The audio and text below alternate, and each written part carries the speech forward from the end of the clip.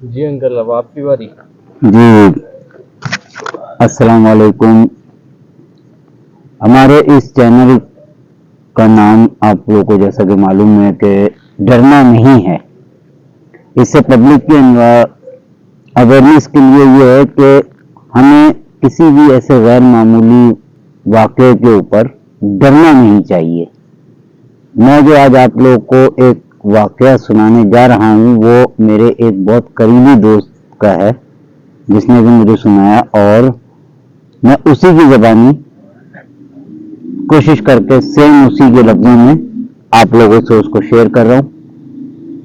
और कराची की लोकेशन से जो लोग वाकिफ हैं, जिन्होंने देखी है कराची का क्लिफ्टन का एरिया, 70 क्लिफ्टन नीलम कॉलोनी की साइड लाइसेंस ऑफिस वाले रोड पे, वहां पे एक अजीब हू का आलम होता है। इवन अगर आप वहां दोपहर के वक्त भी गुजरें तो वहां पे जो बरगद के दरख्त हैं और बहुत कदीम पुराने दरख्त हैं, वो उनको देखकर ही खौफ आता है। एक पब्लिक पार्क भी है, और आज के प्रेजेंटली जिस टाइम में वहां पे ईरान एम्बेसी भी है, उस रोड की मैं बात कर रहा हूँ। जिस मेरे दोस्त का, जिसने कुमार ने मुझे वाकया अपना सुनाया, वो एक रेस्टोरेंट में जॉब करता है और वो अपनी पार्टी खत्म करके कैटरिंग की घर आ रहा था। तो उस टाइम वहां पे उसको ट्रांसपोर्ट नहीं मिली, कोई बस वगैरह नहीं मिली, तो उसने सोचा पैदल 2 तलवार तक चला जाता हूँ। वो रोड पूरा वही आप लोगों ने शायद देखा हो। तो वो वहां से अक्सर जब सुबह जाता था दोपहर को 1 बजे ड्यूटी पे, तो वो उस जगह को देखता हुआ जाता था, उन दरख्तों को देखता हुआ जाता था। और रात को जिस टाइम वो ड्यूटी ऑफ करके आता था तो अक्सर उसको दरख्तों के ऊपर ऐसा महसूस होता था कि कोई चीज है, इन दरख्तों के ऊपर कोई चीज बैठी हुई है।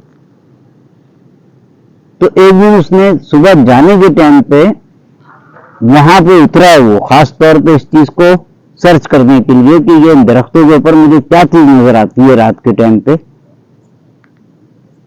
तो उसने नजदीक जाके देखा तो उधर वाकई एक मैट्रेस टाइप की चीज, एक गद्दा या कोई चीज थी, जो कि कोई मलंग या कोई फकीर अपना बिस्तरा था, उसने उसके ऊपर रखा हुआ था। तो जब वो रात को वहां से गुजरता था तो वो चीज उसको ऐसी लगती थी कि ऊपर कोई बैठा हुआ है उस दरख्त के ऊपर, और बड़ा कदीम दरख्त है, वो पीपल का पेड़ है।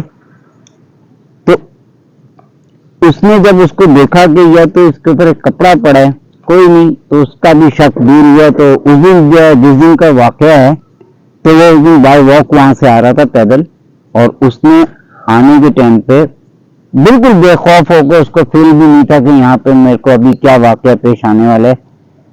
तो वो उसने ये देखा कि मैंने तो यहाँ देखा है किसी ने कोई बिस्तरा है, कोई चीज रखी हुई है, उसका वो शेड पड़ता है तो ऐसा लगता है कोई बैठा है पेड़ के ऊपर, लेकिन वो कोई चीज किसी ने फेंकी है जो उसमें उलझी हुई है, फंसी हुई है।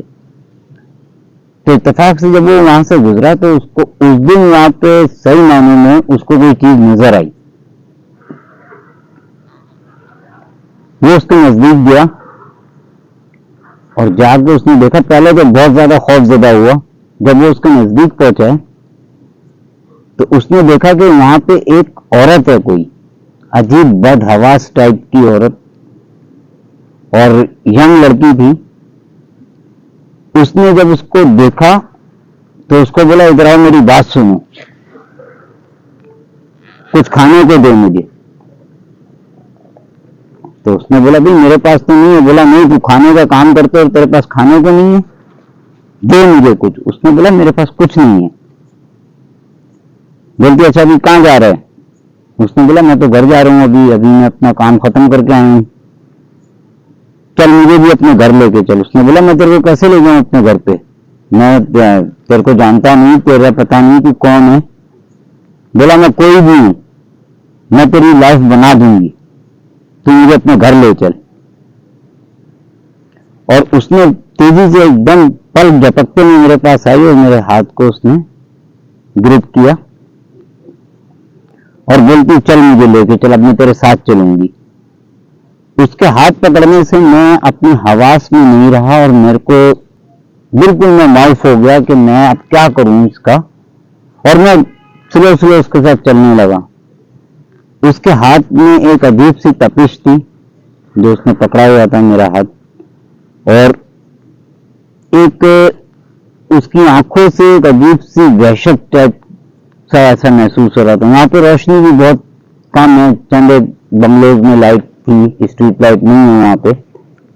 तो वो मेरे साथ साथ चलती गई कि देख तू मेरे लिए खाने के लिए नहीं लाया, अगर तू आज मुझे खाना खिला देता तो मैं तेरी 7 नस्लों को खिलाती।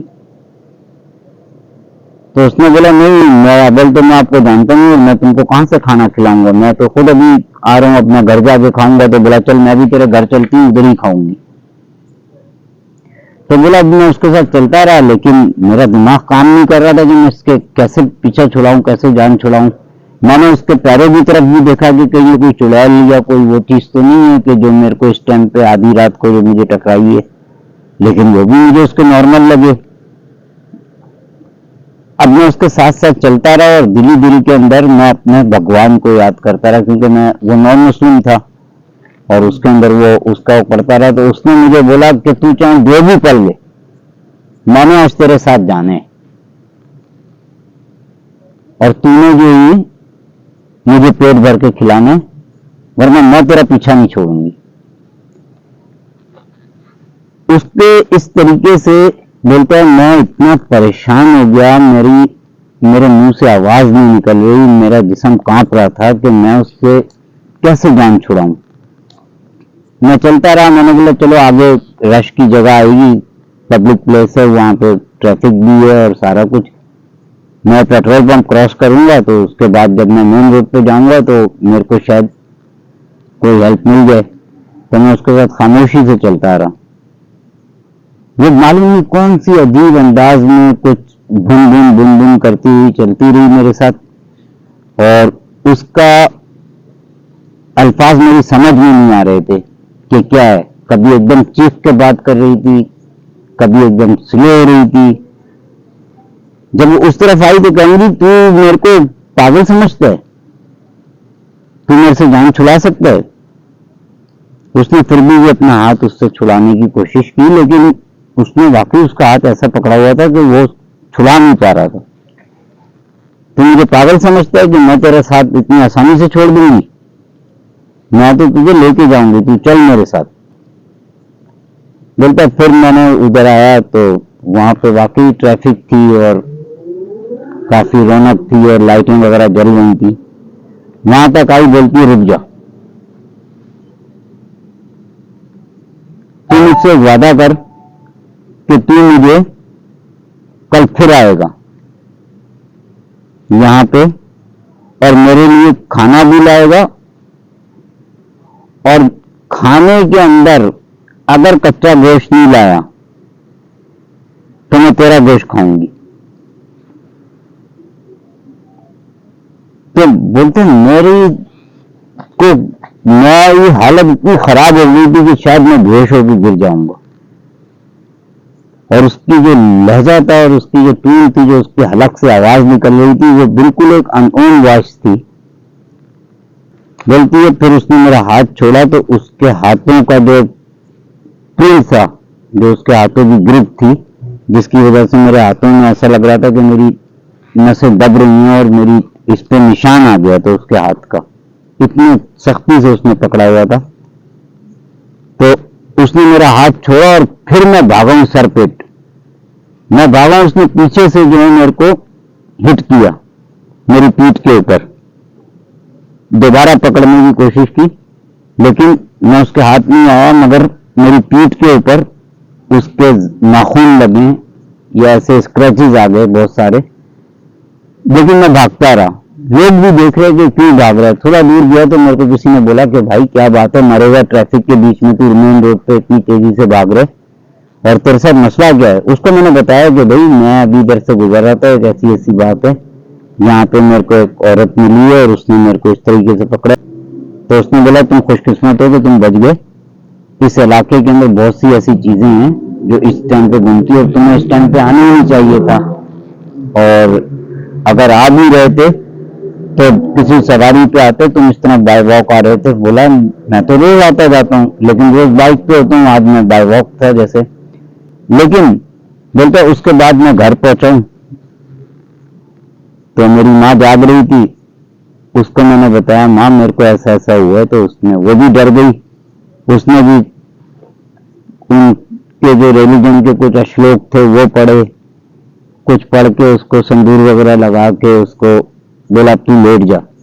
जब बोला मैं लेटा, मैंने अपनी पीठ बेड पे लगाई है तो ऐसा लग रहा है कि जैसे किसी ने आग लगा दी है पलंग के ऊपर। मैं चीख के एकदम उठा, फिर उसकी माँ आ गई, बोला क्या हो गया? बोला पलंग के ऊपर आग रखी हुई है। उसने फिर बोला नहीं ऐसी कोई बात नहीं, किधर है तू, लेट।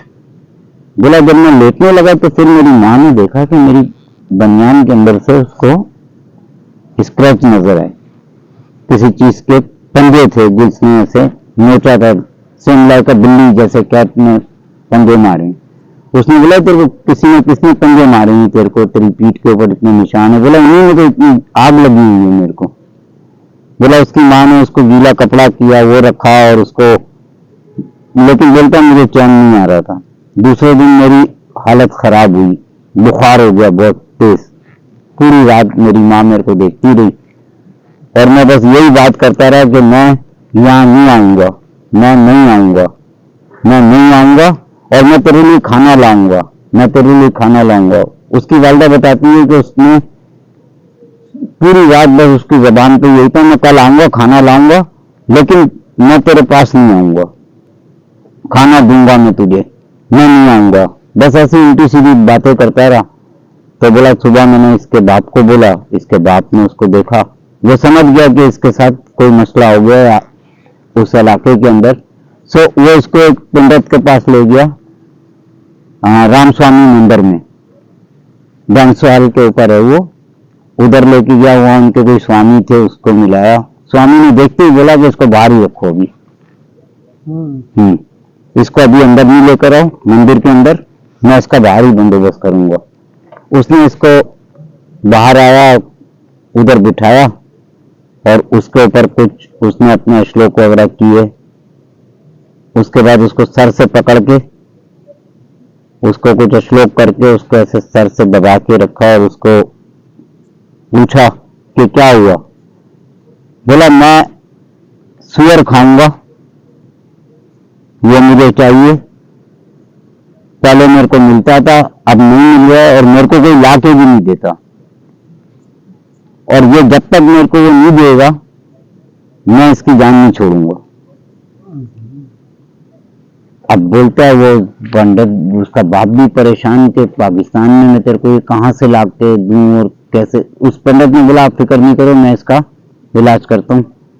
उसने फिर इसको अपने पास 2 दिन बुलाया, सारी उसको उसके ऊपर जो उनके होते हैं रिलीजन के हिसाब से उसने उसके ऊपर मंत्र पढ़े और पढ़ के उसको भेज दिया घर के ऊपर। 3 दिन तक उसकी कैफियत ऐसी थी पागलों जैसी और वो सेट नहीं हो पा रहा था और ना उसका बुखार उतर रहा था।